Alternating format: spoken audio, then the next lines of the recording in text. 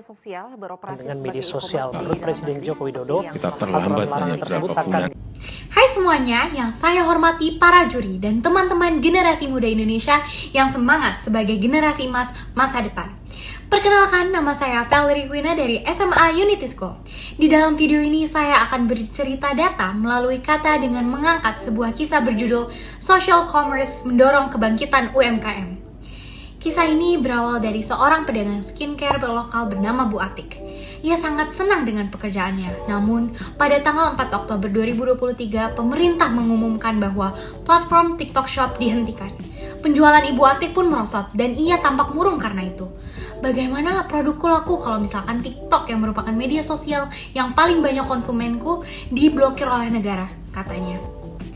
TikTok Indonesia menyatakan akan berhenti memfasilitasi e-commerce untuk saat ini. TikTok Shop telah berkontribusi terhadap penurunan penjualan bagi bisnis dalam negeri dan menguntungkan bisnis luar yaitu negara Cina, kata pemerintah negara.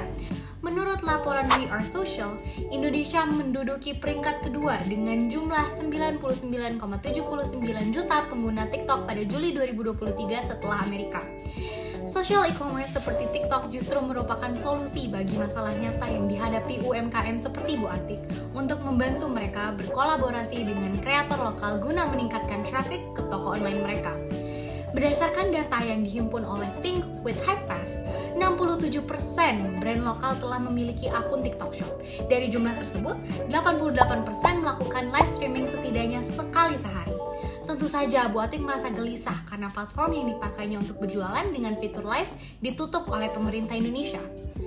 Pada 2021, berdasarkan data Momentum Works, Indonesia adalah satu-satunya negara Asia Tenggara yang menjadi pasar TikTok Shop.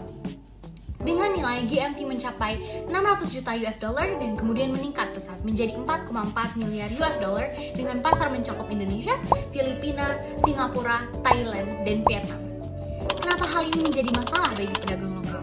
Kita ketahui bahwa teknologi informasi telah banyak digunakan untuk mendukung proses bisnis yang terjadi pada perusahaan di bidang ekonomi maupun perbankan. Khususnya juga seperti aplikasi dan layanan elektronik seperti e-commerce. Menurut data MSME Empowerment 2022, aplikasi marketplace yang telah digunakan dalam 6 bulan terakhir adalah Shopee, Tokopedia, dan TikTok Shop dengan nilai 44,8%. Empowerment Report 2022 juga menyatakan bahwa dengan adanya TikTok Shop, pemilik UMKM dapat meningkatkan penjualan, menjadi sarana promosi, dan mendapatkan pelanggan baru. Keuntungan TikTok Shop antara lain adalah 1. Kemampuan untuk menjangkau konsumen baru melalui content challenge untuk meningkatkan visibilitas dan engagement. Kedua, UMKM dapat berinteraksi langsung dengan konsumen di TikTok Live. 3. UMKM dapat melihat kinerja bisnisnya sendiri melalui akun manajer dan dapat dipantau setiap saat. Tentunya kontribusi UMKM dan e-commerce dalam perekonomian sangat membantu dalam mengurangi angka pengangguran dan memberi bantuan bagi percepatan pertumbuhan ekonomi. UMKM juga dianggap sangat berpotensi dalam meningkatkan pendapatan negara melalui pajak dan memberikan kontribusi terhadap produk domestik bruto sebesar 61%. Solusi yang dapat disimpulkan dari kisah Bu Atik adalah 1. Ibu Atik harus beralih ke e-commerce lainnya untuk berdagang agar tidak kehilangan penghasilan dan diharapkan agar generasi muda Indonesia membuat aplikasi e-commerce dengan memperjualkan barang-barang lokal dan nantinya bisa diekspor dan menambah PDB negara.